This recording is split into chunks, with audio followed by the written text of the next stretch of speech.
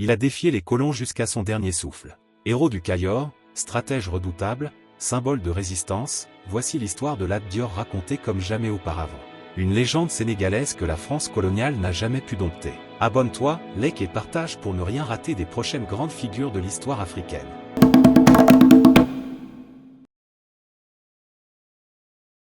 Dans la poussière ocre du Cayor, à l'orée de la saison sèche de 1842, naissait un enfant que l'histoire allait inscrire au panthéon des résistants africains les plus redoutés du XIXe siècle. Cet enfant, c'est Lat Dior Ngoné Latyr Diop, fils de Burguet Sakewar Sokna Mbey Diop et de la Linguère Ngoné Latyr Fall. Il vit le jour à Kër Amadou Yala, une localité du nord-est du Cayor, au cœur d'un royaume traditionnel, fièrement wolof, mais déjà ébranlé par les ambitions d'un empire venu de l'autre côté de la mer. Dès sa naissance, Lat Dior fut pris dans les filets d'une double appartenance, à la fois précieuse et paradoxale. Son père appartenait à une lignée noble, mais ce fut par sa mère, la Linguère Ngoné Latyr Fall, qu'il hérita le sang des Gage, l'une des 7 familles princières garnies par filiation utérine des noms qui résonnaient avec prestige. Or, dans le royaume du Cayor, le pouvoir ne se transmettait pas uniquement par le mérite ou la bravoure. Il répondait à des critères rigoureux, codifiés par des siècles de tradition. Pour prétendre au titre de Damel roi du Cayor, il fallait remplir 2 conditions essentielles, être garni par sa mère, et se Guteuf par son père. Cette dernière exigence imposait une appartenance paternelle à l'un des 3 clans Fall, Fall Tiyassine, Fall Madior ou Fall Tiandela. Lat Dior, bien qu'illustre par sa mère, ne portait pas le nom sacré des Fall du côté paternel. Ce détail, anodin pour d'autres, allait pourtant faire de lui un damel atypique, unique dans les annales royales, et dont l'ascension serait marquée par l'inattendu et l'affrontement.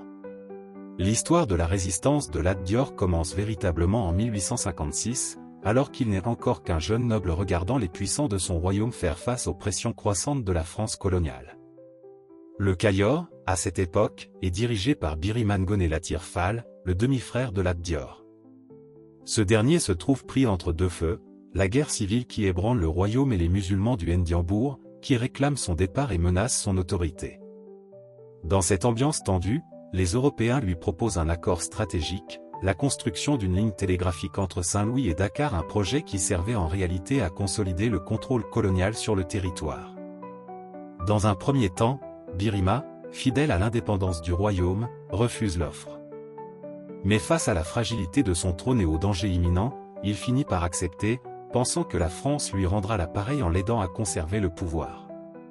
Ironie tragique du sort, Birima meurt en 1859, avant même que l'accord ne soit formalisé. Ce vide politique ouvre une période d'instabilité au sommet de l'État. Le Conseil des grands électeurs se réunit pour désigner un successeur. Il choisit un homme de caractère, Makodou Koumba Yandembarou. Ce nouveau damel, à peine intronisé, se heurte immédiatement aux volontés de l'administration française. Makodou refuse de cautionner les accords signés par son prédécesseur. Il rejette le projet du télégraphe, dénonce la mainmise française sur les terres du Cayor et s'oppose frontalement à l'expansion des Européens. Pour Faidherbe, c'en est trop, le général décide de le destituer par la force. Ce refus marque le début d'un conflit armé majeur. En 1859, les Tiédos de Makodou, les redoutables guerriers traditionnels du Cayor, affrontent l'armée française à Gati. Contre toute attente, les soldats de Faidherbe sont battus. L'honneur des Cayoriens est sauf, le royaume respire. Mais la France n'a jamais été une puissance qui accepte la défaite sans vengeance. Un mois plus tard, Faidherbe revient, cette fois avec une armée renforcée, mieux équipée et résolue. À Kouré, Makodou livre bataille une seconde fois. Cette fois, les armes à feu françaises et la supériorité logistique font la différence. Le damel est vaincu. Sans l'appui du Sine, dont il partageait pourtant le sang par sa mère, il se réfugie à Saloum, un royaume dirigé par un membre de sa famille. Faidherbe, lui, peut exécuter son plan, la ligne télégraphique entre Saint-Louis et Dakar est enfin posée, un symbole éclatant de la domination française. Ce succès technique marque aussi une avancée stratégique décisive, l'administration coloniale peut désormais mieux coordonner ses actions, surveiller les mouvements, et étendre son emprise sur les royaumes traditionnels. Mais ce que Faidherbe n'avait pas prévu, c'est que cette humiliation allait nourrir la colère d'un jeune noble, impatient de défendre l'honneur de son peuple. Ce jeune homme, c'est Lat Dior. Ce que Lat Dior a vu entre 1856 et 1860 va façonner sa conscience politique et militaire. Il a vu des promesses brisées, des accords trahis, des rois manipulés, puis chassés. Il a compris que la colonisation ne serait pas un dialogue, mais une entreprise brutale d'asservissement. Il a retenu que les Français ne respectaient ni les coutumes, ni les alliances, ni les souverainetés. Dans les années qui suivent, alors que la France étend progressivement son pouvoir sur le Waalo, le Sine, le Saloum et le Fouta, Lat Dior se prépare. Il observe. Il apprend. Il rassemble. Et surtout, il forge sa légende parmi les populations du Cayor et au-delà. Il n'est pas encore roi de plein exercice, mais déjà, le peuple murmure son nom comme celui du seul capable de résister à l'invasion. Mboul, 1861. Sous un ciel chargé d'espoir et d'incertitude, les notables du Cayor se rassemblent. Il s'agit d'un moment décisif, l'intronisation du nouveau Damel, le roi du royaume. Parmi les prétendants, deux noms s'imposent, Madiodio Degen Kodou, soutenu à bout de bras par le redoutable gouverneur français Louis Faidherbe, et Lat Dior, le jeune noble issu d'une lignée prestigieuse mais toujours en lutte contre le joug colonial. Contre toute attente, les électeurs cèdent aux pressions de la puissance coloniale. Madiodio est intronisé, avec la bénédiction symbolique et bien réelle de l'administration française, représentée en grande pompe par Faidherbe lui-même, venu assister à la cérémonie à Mboul, la capitale du Cayor. Mais pour Lat Dior, cet affront est plus qu'une humiliation. C'est une trahison, une gifle infligée à sa légitimité, à ses aspirations, et surtout à l'avenir d'un royaume menacé d'asservissement. Il comprend que son destin n'est pas celui d'un noble passif, mais d'un libérateur du Cayor, d'un résistant face à la puissance coloniale. Il prend alors une décision qui changera l'histoire, la guerre contre Madiodio et les Français est inévitable. Sous la direction de Demba Warsale, son fidèle lieutenant, Lat Dior organise ses forces. Leur première cible, l'armée de Madiodio, qui campe avec assurance dans la région de Koki. Les combats sont violents, rapides, décisifs. Lat Dior fait parler sa tactique, sa connaissance du terrain, et surtout sa capacité à galvaniser ses hommes. C'est un triomphe. Madiodio et les Français sont écrasés. L'homme placé sur le trône par l'ennemi est désormais discrédité. Son autorité s'effondre, son soutien populaire s'érode. Le gouverneur Joré Guibéry tente un sauvetage diplomatique et militaire, mais rien n'y fait, Madiodio est chassé du Cayor, cette fois pour de bon. Le trône est vide. Les regards se tournent alors vers Ngoné Latyr Fall, la mère de Lat Dior, issue de la noble lignée des Gedge. Son autorité, sa sagesse et sa noblesse font d'elle une candidate sérieuse. Certains songent même à la faire introniser Damel. Mais dans une société aussi patriarcale, cela fait débat. C'est alors que Demba Warsale se dresse. Refusant de voir une femme accéder au trône, mais comprenant la nécessité d'unifier le royaume sous une figure forte, il lance un pari audacieux, faire de Lat Dior le Damel, malgré les lois coutumières qui excluent les non-Fall. Lat Dior n'a que 17 ans. Mais il est déjà un stratège, un meneur d'hommes, un homme de vision. Demba Warsale le fait circoncire et initier selon les rites traditionnels, condition préalable à toute ascension royale. Puis il l'intronise Damel. C'est un événement inédit, pour la première fois, un Damel ne porte pas le nom de Fall, mais celui de Diop. Le Cayor vient d'entrer dans une ère de bouleversement. Lat Dior sait que sa légitimité doit se construire non pas seulement par le sang, mais par les actes. Il commence donc une œuvre diplomatique ambitieuse, il envoie des émissaires dans les royaumes voisins, jusqu'au Trarza en Mauritanie, et prêche la nécessité d'une unité africaine contre l'avancée coloniale française. La stratégie est efficace. Le royaume du Cayor redevient un centre de gravité politique dans la sous-région. Les Français, inquiets de cette popularité croissante, décident d'attendre, redoutant qu'un affrontement ne déclenche un soulèvement général. Mais l'accalmie ne dure pas.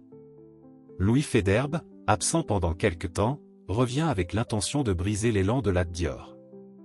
Il mise de nouveau sur Madiodio, qu'il tente de réinstaller sur le trône du Cayor. Cette fois, pour prix de cette faveur, Madiodio vend littéralement le royaume, il cède à la France les provinces du Grand Ndiambour, le Sanyokor et le Mbawar. Ce geste est perçu comme une trahison par les populations locales. Dans les villages, dans les cours royales, le nom de Madiodio devient synonyme d'allégeance et de soumission.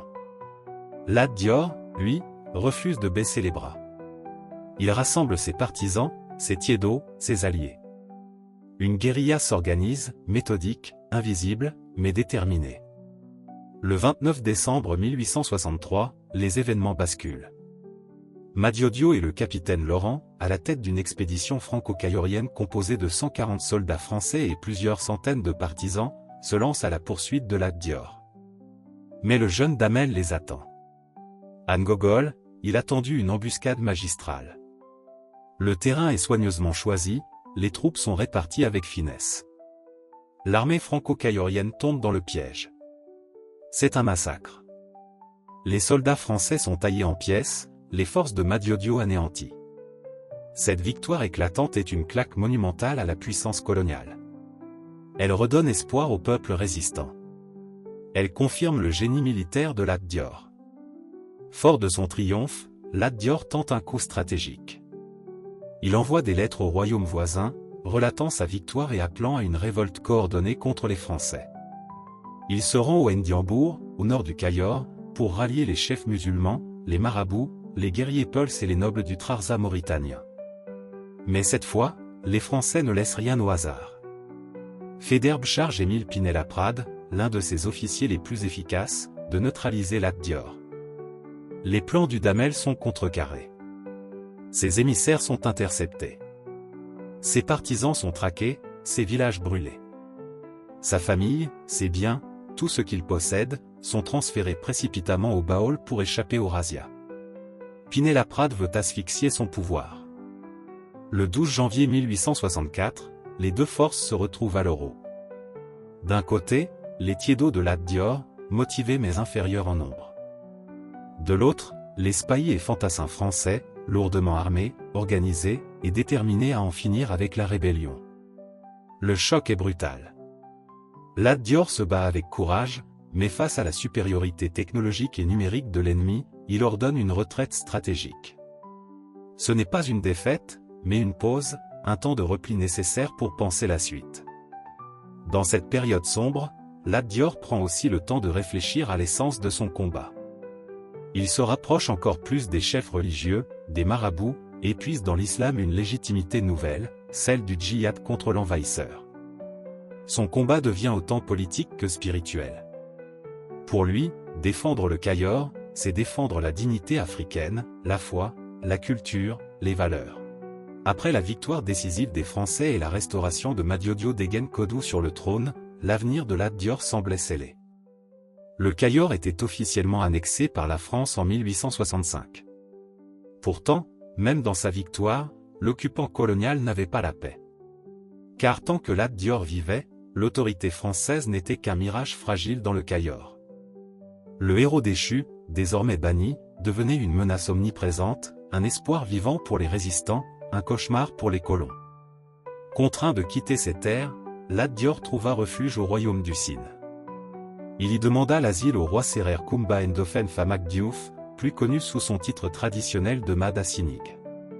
Ce roi animiste, conscient du prestige de Lat Dior mais également des risques qu'il faisait courir à son royaume, accepta de lui offrir l'hospitalité, non sans lui imposer de rudes conditions. Lat Dior, stratège et déterminé, accepta. Mais le Sine ne fut qu'un passage. C'est vers le Saloum, royaume maraboutique au sud-est, que se dirigea Lat Dior. Là, régnait un homme respecté dans tout le pays, Maba Diakhouba, almami et disciple d'El Hadj Omar Tall, figure emblématique du djihad ouest-africain. Maba, lui aussi en lutte contre les Français, incarnait une autre forme de résistance, celle des musulmans contre l'ordre colonial et animiste. Lat Dior, élevé dans la tradition sédo ou tiédo, profondément ancré dans l'animisme et la bravoure guerrière, se trouvait face à un choix déchirant. Maba Diakhouba acceptait de l'aider, à une seule condition, qu'il se convertisse à l'islam. Ce fut un tournant. Lat Dior accepta. Il adopta alors un nouveau nom, Silmaka Diop, marquant sa rupture avec ses anciennes croyances. Mais cette conversion ne fut pas sans coup. Une grande partie de ses compagnons tiédos, farouchement attachés à leur foi ancestrale, virent cette décision comme une trahison.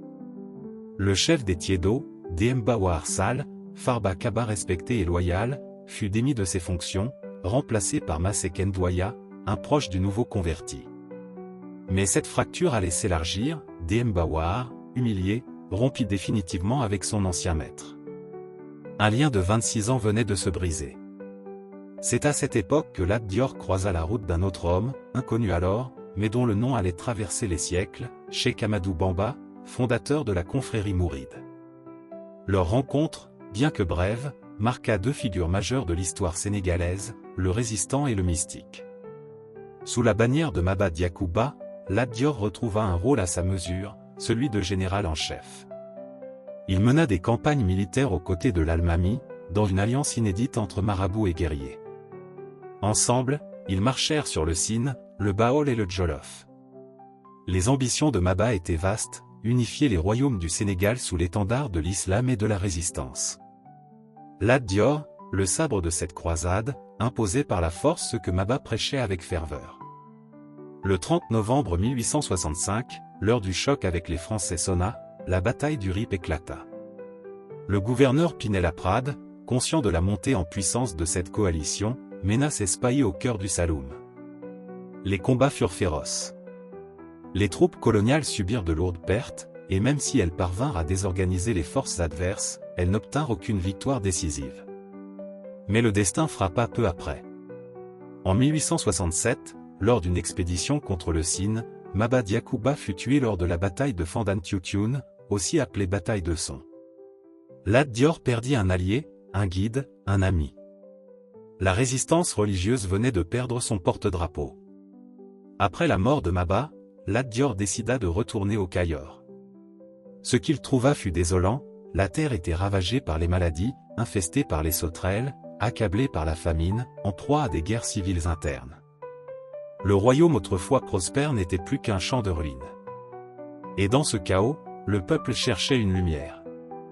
Pour beaucoup, cette lumière, c'était Lat Dior. Ce dernier accusa directement les colons d'être responsables de cette décadence. Sa voix porta, et le peuple le suivit. Sentant le danger, Pinet-Laprade tenta de le contenir en lui proposant quelques territoires. Mais le Damel déchu refusa tout compromis, il voulait le Cayor entier, ou rien. Lat Dior scella alors une alliance stratégique avec un autre ennemi des Français, Sékou Amadou, Almami du Fouta Toro. En juillet 1869, leurs troupes combinées affrontèrent les Français lors de la bataille de Méké. Les colons furent battus, une défaite cinglante. Un mois plus tard, Pinet-Laprade mourait du choléra, comme si le sort lui-même punissait la conquête. Fort de ses victoires, Lat Dior se lança dans des raids contre les provinces hostiles, notamment le Sanyokor et le Diandé. Il porta sa guerre jusqu'à Louga, affrontant encore les troupes françaises.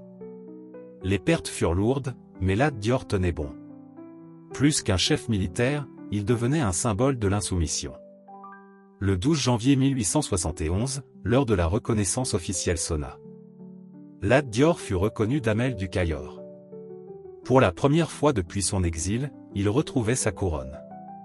Le contexte international lui était favorable, la France était affaiblie par la guerre contre l'Allemagne.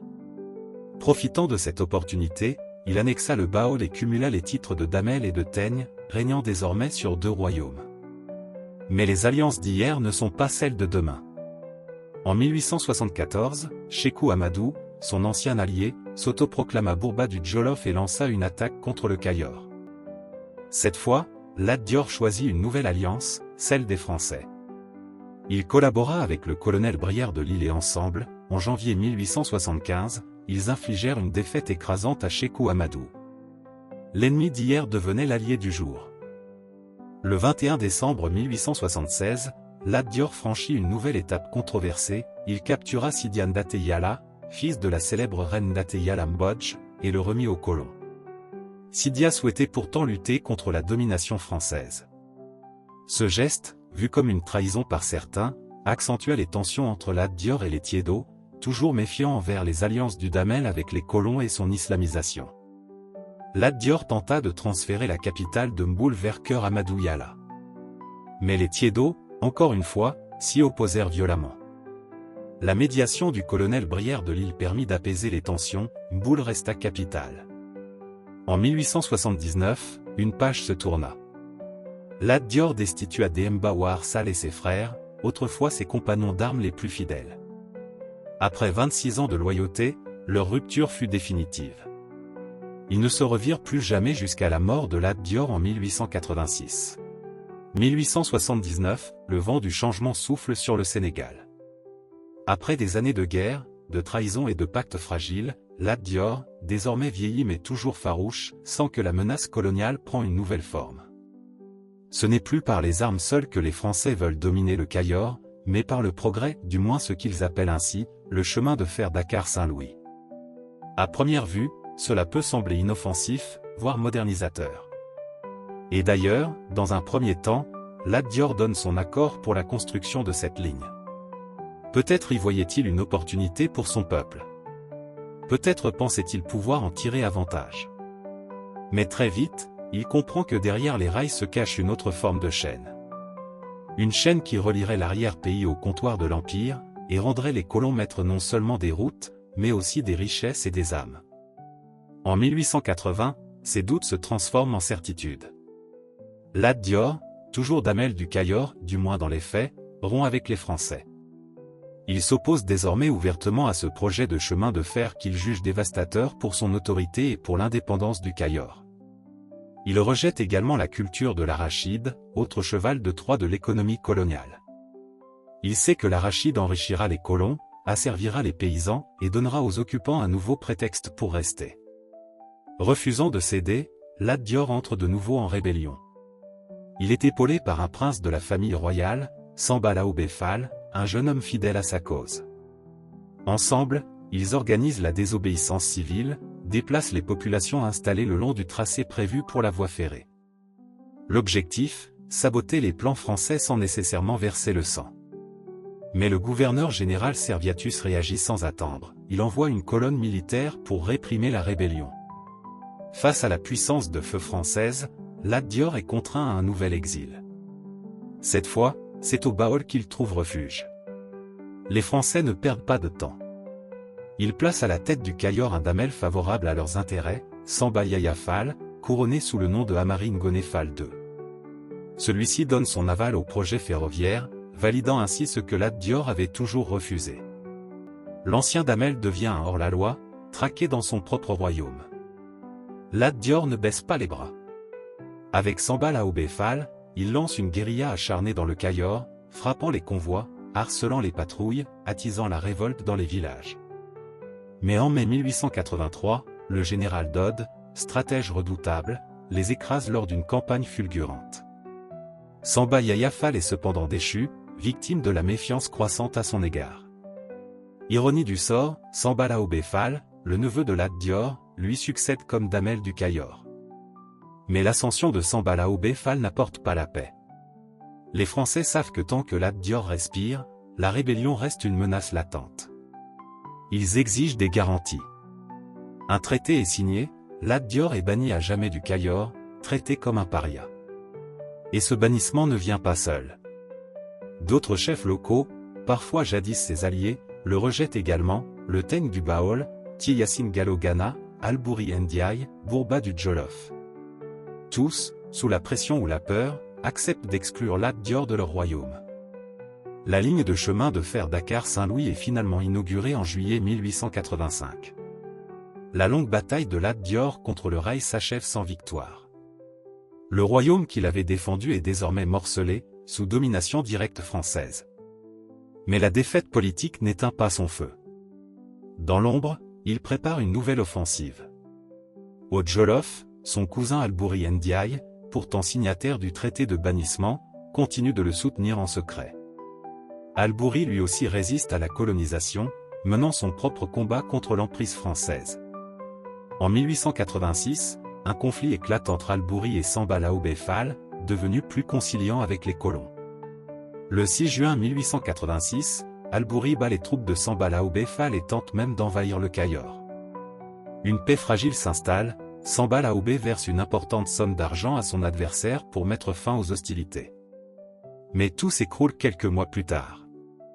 Le 6 octobre 1886, à Tivaouane, Samba Laobé Fall tente de négocier un soutien financier auprès des commerçants français. L'ambiance est tendue, les esprits s'échauffent, et Samba Laobé Fall est tué dans des circonstances violentes. Il n'y a plus de Damel au Cayor. Le vide de pouvoir est une aubaine pour la France, qui impose son protectorat et divise le royaume en 6 provinces administrées directement. Ironie du sort, c'est Demba War Sall, l'ancien chef d'état-major de Lat Dior devenu son ennemi juré, qui est nommé président des provinces, avec ses frères. Mais Lat Dior n'a pas dit son dernier mot. Le 27 octobre 1886, dans un dernier sursaut de bravoure, il rassemble ses derniers partisans et se rend à Dékélé. Là, il affronte une colonne française bien équipée et aguerrie. Le combat, bien que bref, est d'une violence inouïe. Les récits coloniaux eux-mêmes évoquent une bataille sanglante, impressionnante et tragique, où les sabres, les cris et la poussière rendent l'air irrespirable. Vers 11 heures, Lat Dior tombe, touché mortellement, aux côtés de 2 de ses fils et d'une grande partie de son armée. Les survivants, choqués, terrassés, voient leur dernier bastion de résistance s'effondrer. Mais dans l'ombre, un dernier acte de loyauté va sceller l'éternité du héros. Demba War Sall, autrefois son bras droit, devenu son adversaire, est présent. Au milieu des corps, il reconnaît le cadavre de son ancien roi. Pris de remords? Guidé par l'honneur? Nul ne sait vraiment. Mais il s'empare du corps de Lat Dior et l'enterre dans un lieu tenu secret, pour empêcher les Français de le mutiler et d'emporter sa tête en trophée, un acte courant dans les expéditions coloniales. Il est mort, mais il n'a pas été vaincu. Car les idéaux qu'il a portés ont survécu à sa chute. L'honneur, l'indépendance, la liberté de choisir son destin, la souveraineté contre l'ingérence étrangère, toutes ces valeurs que Lat Dior a incarnées résonnent encore dans le cœur des générations. Le Sénégal ne l'a pas oublié. En 1981 et en 1986, à l'occasion du centenaire de sa mort, 2 timbres sont émis à son effigie. Mais plus encore, en 1982, l'artiste Issa Diop érige une statue monumentale de Lat Dior sur son cheval Malao, haute de 3,5 mètres, installée à l'entrée du 6S à Dakar. Une œuvre d'art qui fiche son courage dans le bronze, face à l'histoire. Le stade Lat Dior de Thiès porte aujourd'hui son nom. Le nouveau palais de justice de Dakar aussi. Il est partout, dans les rues, dans les mémoires, dans les écoles. Il est devenu symbole national, héros de la résistance sénégalaise. Lat Dior Ngoné Latyr Diop n'était pas un homme parfait. Il a fait des choix durs, parfois contestés. Il a connu des trahisons, des exils, des défaites. Mais il a tenu tête à l'une des plus puissantes machines coloniales de l'histoire. Et pour cela, son nom restera gravé à jamais dans la mémoire collective de l'Afrique. Merci d'avoir suivi l'histoire de Lat Dior, ce héros indomptable de la résistance africaine. Si cette vidéo vous a appris quelque chose ou vous a touché, n'oubliez pas de liker, de la partager autour de vous et surtout, abonnez-vous à la chaîne Légendes et Vérités pour ne rien rater des prochaines histoires de nos grandes figures oubliées. À très bientôt pour une nouvelle légende.